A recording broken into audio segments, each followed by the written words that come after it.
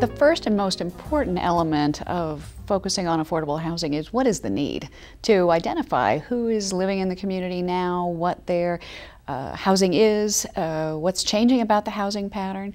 Arlington is a wonderful community in the sense that it's a vibrant, economically robust place, new offices and housing going up all the time, but the cost of that development is that we've had a dramatic loss of affordable housing.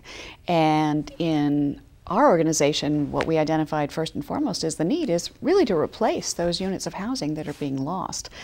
Arlington became a very diverse and kind of eclectic community over time, as a lot of urban areas do. We've got single-family housing, multifamily housing built in the 30s, some built after World War II, following up on the expansion of the Pentagon and the federal bureaucracy at that time.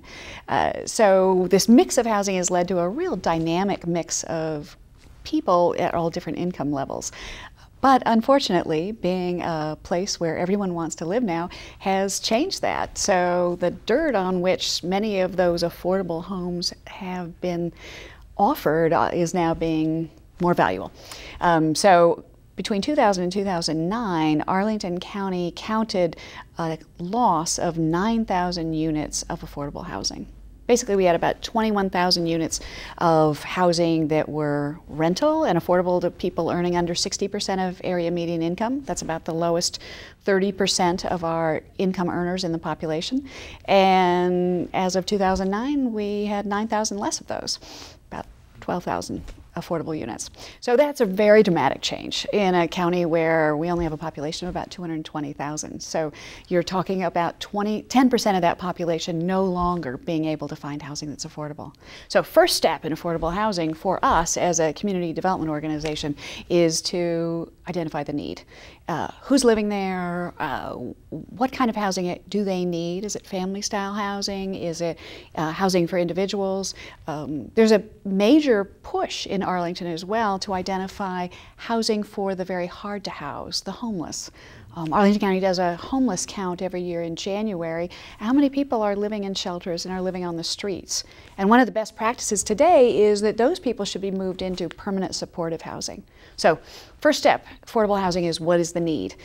Who's homeless? Who's being displaced? Who is working in the community but can't find housing to live here and is having to commute an hour away?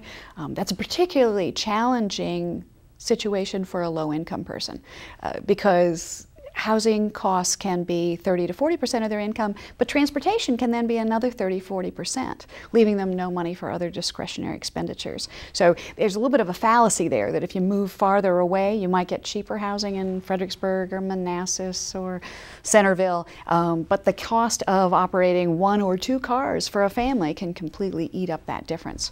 So Arlington is a wonderful place to work because they make a commitment to addressing that loss. I think there's a widespread community engagement on this issue. So